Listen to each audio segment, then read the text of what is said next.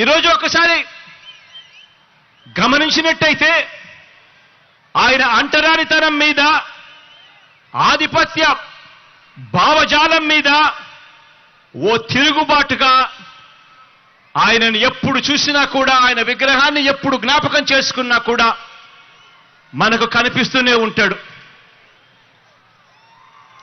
ఈరోజు ఆయన సమసమాజ భావాలకు నిలువెత్తు రూపంగా కూడా ఎప్పుడూ కూడా మనందరికీ కూడా ఆయన గురించి ఆలోచన చేసినప్పుడల్లా కూడా మనందరికీ కూడా కనిపిస్తూనే ఉంటాడు.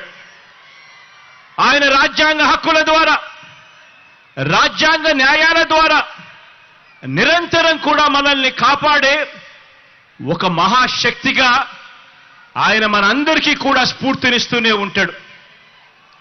తమ గొంతు విప్పులేని దళిత వర్గాలకు, అల్పసంఖ్యాకులకు, వాయిస్లెస్ పీపుల్కు, అంటే తమ గొంతు వినిపించలేని ఆ అట్టడుగు ఉన్న ఆ వర్గాలకు ప్రత్యేక నియోజకవర్గాలను ఏర్పాటు చేయాలని, వారికి రిజర్వేషన్లు కల్పించాలని చరిత్ర గరితిని మార్చిన పూనా పాక్ట్ జరగడానికి కారకులు ఆ అంబేద్కర్ గారు.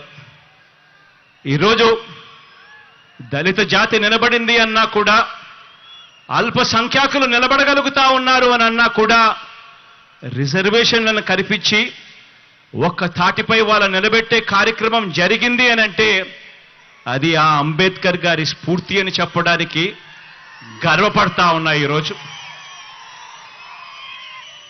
ప్రతి వాడలో ఉన్న ఆయన విగ్రహం అణగారిన వర్గాలకు నిరంతరం కూడా ధైర్యాన్ని ఇస్తుంది, శక్తినిస్తుంది, అండనిస్తుంది, ఒక మహాశక్తిగా తోడుగా నిలబడుకుంది.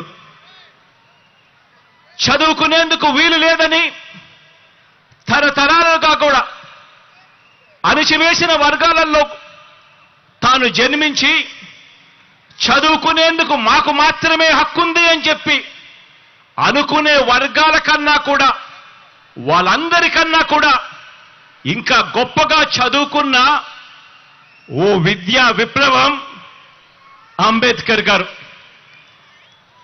ఆయన బడిలో చదువుకుంటా ఉన్న రోజుల్లో ఆయన దళితుడు కాబట్టి తన తరగతి గదిలో మంచినీరు తాగాలంటే ఆ గదిలో ఉన్న కుండలో నుంచి గ్లాస్ ముంచుకొని నీరు తాగడానికి వీల్లేదట. ఆ బడిలో ప్యూను దళిత విద్యార్థికి నీటిని ఆయన తెచ్చుకున్న గ్లాసులో నుంచి పైనుంచి పోసేవాడట.